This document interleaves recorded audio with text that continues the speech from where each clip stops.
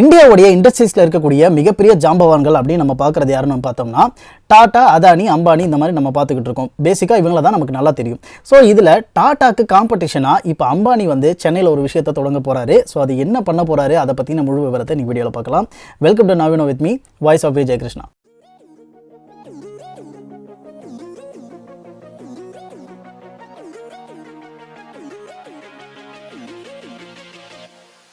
Taiwan அப்படின்னு சொன்னாலே நம்ம எல்லாருக்கும் மைண்டில் வரக்கூடிய ஒரு விஷயம் என்ன அப்படின்னு பார்த்தோம்னா, தாய்வான் அப்படிங்கிறது வந்து அவங்களுடைய டெக்னாலஜிக்கு ரொம்ப ஒரு சிறந்த நாடாக இருக்குது. அது மட்டும் இல்லாமல் தாய்வானில் தயாரிக்கக்கூடிய அந்த எலக்ட்ரானிக்ஸ் அப்படிங்கிறது வேர்ல்டு பெஸ்ட் எலக்ட்ரானிக்ஸாக இருக்குது. அவங்க தான் அதோடைய பயனராக இருக்காங்க அப்படிங்கிற மாதிரியான நிறைய விஷயங்கள் எல்லாமே நமக்கு தெரியும். இதுக்கு காரணம் என்ன அப்படின்னு பார்க்குறப்ப, ஏன் மற்ற நாடுகளால் அந்த இடத்துக்கு வர முடியாது அப்படின்னு பார்த்தோம்னா, தாய்வானில் இருக்கக்கூடிய அந்த கவர்மெண்ட் அப்படிங்கிறது ஒரு பேசிக்காக ஒரு ஃபவுண்டேஷன் போடுறோம்ல ஒரு இண்டஸ்ட்ரிக்கு, அந்த இண்டஸ்ட்ரிக்கு போடக்கூடிய அந்த ஃபவுண்டேஷனுக்கு அடிப்படையாகவே நிறைய சப்போர்ட் பண்ணியிருக்காங்க தாய்வானில் இருக்கக்கூடிய அந்த கவர்மெண்ட் ஆனது.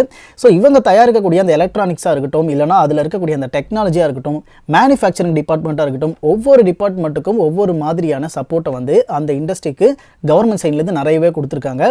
இதில் வந்து இவங்க ஐசிடி மேனுஃபேக்சரிங் அப்படின்னு சொல்கிறாங்க. இந்த ஐசிடிக்கு கீழே தான் வந்து பார்த்தோம் அப்படின்னா நம்ம பரவலாக பெரும்பான்மையாக கேள்விப்பட்டு இருக்கக்கூடிய செமிகண்டக்டர்ஸ் அப்படிங்கிற அந்த முக்கியமான ஒரு எலக்ட்ரானிக் டிவைஸ் வந்து அந்த தாய்வான்லேருந்து நமக்கு கிடைச்சிட்டு இருக்கு. ஸோ அது மட்டும் இல்லாமல் இன்னும் நிறைய வந்து எலக்ட்ரானிக் சம்மந்தப்பட்ட விஷயங்கள், இன்டர்நெட் சம்மந்தப்பட்ட விஷயங்களுக்கு தேவைப்படுற அந்த டிவைசஸ் எல்லாமே வந்து தாய்வான்லேருந்து தயார் பண்ணிட்டு இருக்காங்க. ஓகே, இந்த வரிசையில் வந்து இந்தியா அவங்களுடைய ஓனா மேனுஃபேக்சரிங் ஸ்டார்ட் பண்ணாங்க அப்படின்னா, எக்ஸாம்பிளுக்கு ஒரு செமிகண்டக்டர் இந்தியா வந்து ஓனா மேனுஃபேக்சரிங் பண்ண ஸ்டார்ட் பண்ணிட்டாங்க அப்படின்னா, உலகம் முழுக்க வந்து இந்தியாவால் எக்ஸ்போர்ட் பண்ண முடியும். அந்த அளவுக்கு இந்தியாவில் வந்து டெக்னீஷியன்ஸ் இருக்காங்க, அந்த அளவுக்கு கெப்பாசிட்டி இருக்குது அப்படிங்கிறது நம்ம எல்லாருக்குமே தெரியும். ஸோ இந்தியாவிலையும் இப்போ பார்த்தோம் அப்படின்னா அந்த எலக்ட்ரானிக்ஸ் உற்பத்தி அப்படிங்கிறது படிப்படியாக கொஞ்சம் கொஞ்சமாக அதிகமாகிட்டே தான் இருக்குது. இது வந்து நம்ம ஐசிடி மேனுஃபேக்சரிங் அப்படின்னு சொல்லலாம். அதாவது இன்ஃபர்மேஷன் அண்ட் கம்யூனிகேஷன் டெக்னாலஜிக்கு சம்பந்தப்பட்ட அந்த மேனுஃபேக்சரிங் டிவைசஸ்னு சொல்லலாம். ஆல்ரெடி டாடா எலக்ட்ரானிக்ஸ் அப்படிங்கிற அவருடைய கம்பெனி வந்து தமிழ்நாட்டிலே இயங்கிக்கிட்டு இருக்கு. ஓசூரில் வந்து அந்த கம்பெனியானது வந்து ஆல்ரெடி இயங்கிட்டு இருக்கு.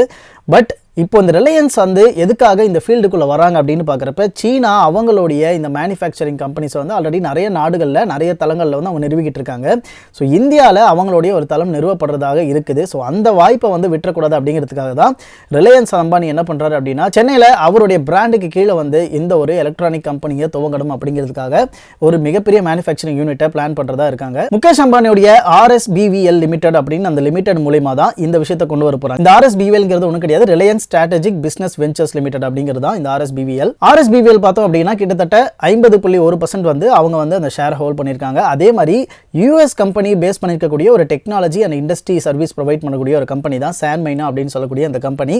இவங்க ரெண்டு பேருமே ஜாயின்ட் வெஞ்சர்ஸ். சான்மைனா பார்த்தோம் அப்படின்னா நியர்லி 49.9% வந்து அவங்க கிட்ட ஷேர் அப்படிங்கிறது இருக்கு. ஸோ RSBVL இந்த ஓனர்ஷிப்பை எடுக்கிறதுக்காக அவங்க என்ன பண்ணியிருக்காங்க அப்படின்னு பார்த்தோம் அப்படின்னா, ஆல்மோஸ்ட் வந்து அவங்க 1670 கோடி ரூபாய் வந்து ஃபர்ஸ்ட் இந்தியாவில் இருக்கக்கூடிய ஆல்ரெடி இருக்கிற சான்மைனா இருக்கு இல்லையா, அந்த நிறுவனத்தில் வந்து அவங்க இன்வெஸ்ட் பண்ணியிருக்காங்க. ஸோ இதன் மூலிமா வந்து அவங்களுக்கு அந்த ஷேர் ஹோல்டிங் அப்படிங்கிற ஒரு பொசிஷனுங்கிறது கிடைச்சிருக்கு. ஸோ இந்த RSBVL அப்படிங்கிறது ரிலையன்ஸ் இண்டஸ்ட்ரீஸ்க்கு கீழே வரக்கூடிய ஒரு கிளை நிறுவனம் தான். இந்த கிளை நிறுவனம் கூட தான் வந்து இந்த சான்மைனா அப்படிங்கிறது ஜாயின் பண்ணி ஒர்க் பண்ணுறாங்க. இந்த சான்மைனா நிறுவனத்தோட இணைந்து ரிலையன்ஸ் என்ன பண்ண போகிறாங்க பார்த்தீங்கன்னா, கிட்டத்தட்ட 3300 கோடி ரூபாய் அளவுக்கு இன்வெஸ்ட் பண்ண போகிறதா சொல்லியிருக்காங்க. ஸோ சான்மைனாக்கு ஆல்ரெடி சென்னையில் வந்து பார்த்தீங்க அப்படின்னா கிட்டத்தட்ட 100 ஏக்கர் அளவுக்கு மிகப்பெரிய ஒரு நிலப்பரப்பு இருக்கு. இந்த நிலப்பரப்புல தான் வந்து இப்போ ரிலையன்ஸும் சேர்ந்து இதை இன்வெஸ்ட் பண்ணி இங்க வந்து ஒரு மிகப்பெரிய தொழிற்சாலையை வந்து கட்டமைக்க போறாங்க. நம்ம எல்லாருக்கும் தெரியாத கேள்விப்படாத ஒரு விஷயம் என்ன அப்படின்னு பார்த்தோம் அப்படின்னா, சென்னையில் அதானியோடைய டேட்டா சென்டர் அப்படிங்கிறதும் வந்து அதானி வந்து பிளான் பண்ணி கட்டிட்டு இருக்காங்க. ஆல்ரெடி ஆல்மோஸ்ட் முடிஞ்சிருச்சுன்னு நினைக்கிறேன்.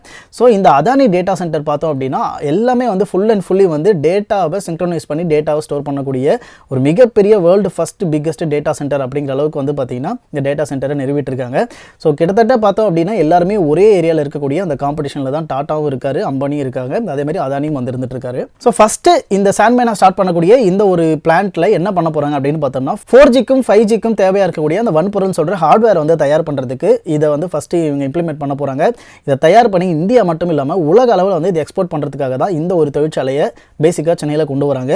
சென்னையில் ஆல்ரெடி நிறைய ஷிப்கார்ட்ஸ் இருக்குது, நிறைய மேனுஃபேக்சரிங் யூனிட்ஸ் எல்லாமே இருக்குது. பட் இந்த மாதிரி ஒரு மிகப்பெரிய ஒரு பிஸ்னஸ் மேன்ஸுக்கு கீழே இந்த மாதிரி பெரிய தொழிற்சாலைகள் வரப்போ நிறைய பேருக்கு வந்து இதனால் வேலை வாய்ப்புகள் கிடைக்கும். அது மட்டும் இல்லாமல் நிறைய பேருக்கு ஒரு பெரிய பெரிய பிஸ்னஸ் மேன்ஸுக்கு கீழே இருக்கக்கூடிய தொழிற்சாலைகள் எப்படி ஒர்க் ஆகுது, அதுலேருந்து எப்படி இன்னும் அடுத்த நிலைக்கு போகலாம் அப்படிங்கிற அந்த ஒரு வாய்ப்புகளுக்கான ஒரு கதவாக இது அமையும் அப்படின்னு நான் நினைக்கிறேன். சான்மைனாவுடைய டெக்னாலஜி பொறுத்த வரைக்கும் அவங்க பண்ணக்கூடிய 2 வேலைகள் வந்து PCB அண்ட் SMTன்னு சொல்லக்கூடிய இதை அசம்பிளி பண்ணுறாங்க. PCB அப்படிங்கிறது ஒன்றும் கிடையாது, பிரிண்டட் சர்க்யூட் போர்ட் டெக்னாலஜி அப்படின்னு சொல்லக்கூடிய அந்த விஷயம் தான் இந்த பிசிபி அப்படின்னு சொல்லப்படுது. அதாவது நிறைய அங்கங்க இந்த செமிகண்டக்டர் சின்ன சின்ன ஷேப்ஸ்ல வந்து நிறைய விஷயங்கள் வந்து மதர் போர்டில் இருக்கும் இல்லையா, இதெல்லாமே இந்த பிரிண்டட் சர்க்யூட் அப்படிங்கிற அந்த சர்க்யூட்ல வந்து மவுண்ட் பண்றதுக்காக யூஸ் பண்றது தான் வந்து எஸ்எம்டி அப்படின்னு சொல்லக்கூடிய சர்ஃபேஸ் மவுண்ட் டெக்னாலஜி. இந்த ரெண்டு விஷயத்துடைய டெக்னாலஜி தான் மேஜரா சான்மைனா பண்ணிட்டு இருக்காங்க. அது மட்டும் இல்லாமல் பிரிண்டட் சர்க்யூட் போர்ட்ஸை தனியாக வந்து இவங்க மேனுஃபேக்சர் பண்றாங்க.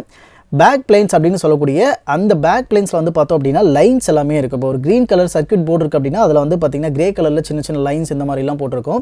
ஸோ இது வந்து ஒரு செப்பரேட்டாக லேயராக வந்து அதை வந்து பிரிண்ட் பண்ணுவாங்க.